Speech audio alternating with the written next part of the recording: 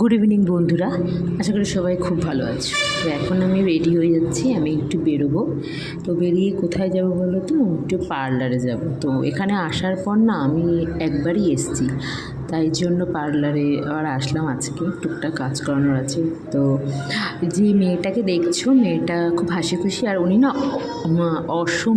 অসমিয়া খুব সুন্দর বাংলা বোঝে, আসামে থাকেন, খুব সুন্দরভাবে কথা বলেন। আমি লুকিয়ে ভিডিও করছিলাম বলে ওইভাবে হেসে দিয়েছে, হাসছি। তো এখন বেরিয়ে যাব আমি।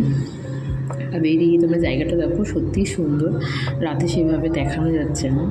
আর এদিকে পুচকুর কিছু কেনাকাটি করার ব্যাপার আছে, কিনে খিদে পেয়েছে। তো কোথায় যাবো বলো তো, সেই যে ভাইরাল আমাদের দিদি ভাইয়ের একদম চপ মুড়ি সিঙ্গারা। তো সেটা রেস্টুরেন্টের সবসময় ভালো লাগে না খেতে। চপ মুড়ি আমাদের ফুচকার ব্যাপারই আলাদা, এমনিতেই পাই না এখানে। তো ফুচকা খাবো, ফুচকাটা খুব সুন্দর, ভালো লেগেছে। দিদি স্পেশাল এদিকে চপ খাওয়া হচ্ছে, সিঙ্গারা খাওয়া হচ্ছে।